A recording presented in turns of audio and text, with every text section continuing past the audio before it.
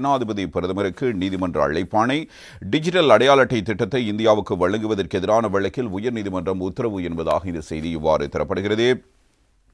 இலங்கை பிரஜைகளுக்கு digital அடையாள அட்டைகளை வழங்கும் திட்டத்தை செயற்படுத்துவதற்காக இலங்கை அரசாங்கம் இந்தியாவுடன் கைச்சாத்திட்ட புரிந்துணர்வு ஒப்பந்தத்தை ரத்து செய்ய உத்தரவிடுமாறு கோரி முன்னாள் அமைச்சர் விமல் வீரவன்ச மற்றும் பலர் தாக்கல் செய்த மனுக்கள் தொடர்பாக தங்கள் ஆதாரங்களை சமர்ப்பிக்குமாறு கோரி பிரதமர் ஹரணி அமரசூரிய அமைச்சரவை உறுப்பினர்கள் மற்றும் பிரதிவாதிகளுக்கு நோட்டீஸ் அனுப்ப நடவடிக்கை எடுக்குமாறு மனுதாரர்களின் சட்டத்தரணிகளுக்கு உயர்நீதிமன்றம் நேற்று உத்தரவிட்டிருக்கிறது. இந்த மனுக்கள் நேற்று பிரதமர் நீதியரசர் பிரீத்தி பத்ம சுரசேன, குமுதினி விக்ரமசிங்க மற்றும் சம்பத் விஜயரத்ன ஆகியோர் அடங்கிய உயர்நீதிமன்ற நீதியரசர்கள் அமரும் முன் அழைக்கப்பட்ட போதே இது தொடர்பான அழைப்பாணை இவ்வாறு விடுக்கப்பட்டிருப்பதை நாங்கள் அவதானிக்கலாம்.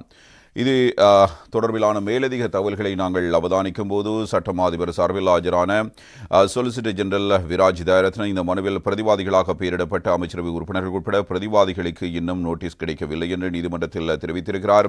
மனுதாரர்கள் ஒருவரின் சார்பாக ஆஜரான சட்டத்தரணி கனிஷ்க விதாரண இந்த வழக்கை பரிசீலிக்க விரிவான திகதியை கோரியிருக்கிறார்.